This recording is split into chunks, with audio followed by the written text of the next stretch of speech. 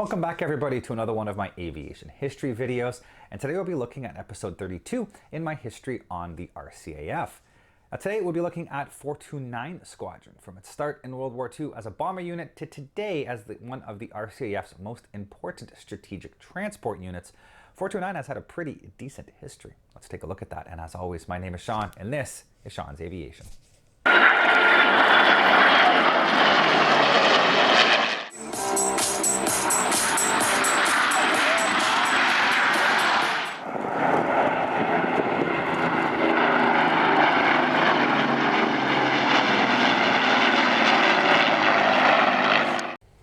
And just before we jump into the meat of this video, I'd like to say thank you to everybody who is out there watching. If you haven't yet and you do enjoy this content, please down below hit the like, subscribe, and the notification bell. The like and subscribe will push this out to more people who are interested in this type of video, and the notification bell will allow you all to know when I release new content.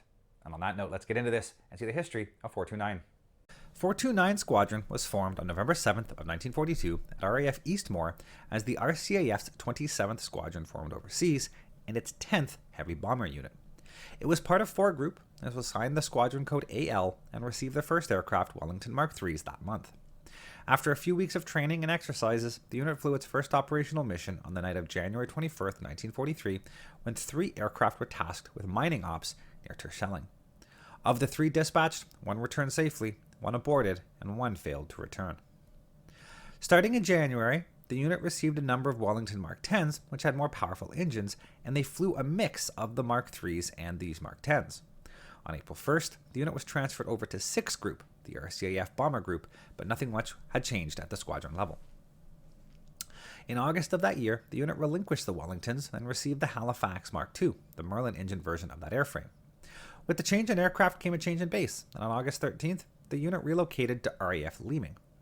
After crews successfully completed the conversion course and some local training flights were completed, the unit flew the first operational mission with the Halifax on the night of September 15th-16th with a bombing mission on the French city of Montlucon. In November, the unit started to receive Halifax Mark Vs, an upgraded variant of the Merlin engine Halifax.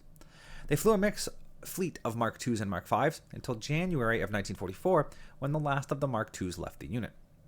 In March of 1944, the unit swapped the Halifax Mark V for the Halifax Mark III, the Bristol Hercules-powered and most common variant of the Halifax. On June 6 of 1944, D-Day, the unit was tasked with bombing German troops in and around Condé-sur-Noireau, France. Bombing was through heavy cloud, and results were hard to judge. Starting in March of 1945, the unit began to receive Lancaster Mark Is and Lancaster Mark IIIs to replace the Halifaxes. The last mission with the Halifax was on March 15th, and after a couple of weeks of training, the swap was done and operations with the Lancaster commenced on March 31st with a daylight raid on Hamburg. Operations with the Lancaster did not last long, and the final combat mission of the unit was flown on April 25th when gun positions off the German coast in the North Sea were bombed. This was not the end of operations for the unit, as they remained in England and carried out various housekeeping duties for the RAF. Flights such as sightseeing flights over Germany for ground personnel as well as Air Force brass were carried out. A number of missions to dispose of unserviceable bombs were carried out. This entailed flying to various airfields, picking up the weapons in question, and then dropping them in the bomb dump areas that were set up during the war for returning aircraft, mostly in the North Sea. Starting in September of 1945, the unit began to fly missions to and from Italy, returning troops and POWs to England, and for any Canadian troops, a ship ride back across the Atlantic. These missions were completed by November of 1945.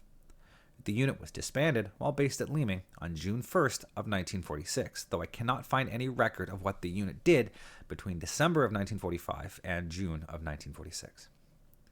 During World War II, the unit flew 17,289 operational hours across 3,221 sorties. It dropped 9,356 tons of bombs and was credited with 7 enemy aircraft destroyed, 1 probable, and 10 damaged. The unit also repatriated 1,055 POWs back to England over 45 flights. The unit suffered 71 aircraft lost, with 82 aircraft killed, 322 missing presumed dead, 23 POWs, 7 injured, and 17 proved safe.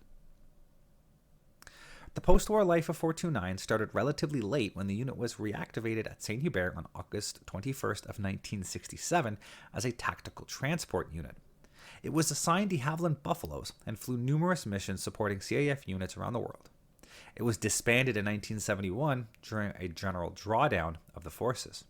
It was reactivated once again at Winnipeg in 1972 as a composite training unit and took over the Instrument and Navigator School, the CC-129 Check Pilot School, as well as the base flight for Winnipeg. It was equipped with a mix of CC-130 Hercules, CC-129 Dakota, CT-133 Silver Star, and CT-114 Tudor aircraft. In 1981, 429 Squadron was renamed a tactical transport unit, flying solely the CC-130, but still supporting the Air Navigation School. In 1990, when 402 Squadron began flying the CT-142 Gonzo in the Air Navigator training role, 429 Squadron relocated with their CC-130s to Trenton. You can see my history on 402 Squadron above. In 2005, 429 Squadron was disbanded and their CC-130s were allocated to other units that were flying the type. Their disbandment did not last long, and the unit was stood back up in 2007, flying the new, to the RCAF, CC-177 Globemaster. In 2017, the Squadron celebrated its 75th anniversary and had a C-17 painted up with special tail art to commemorate that event.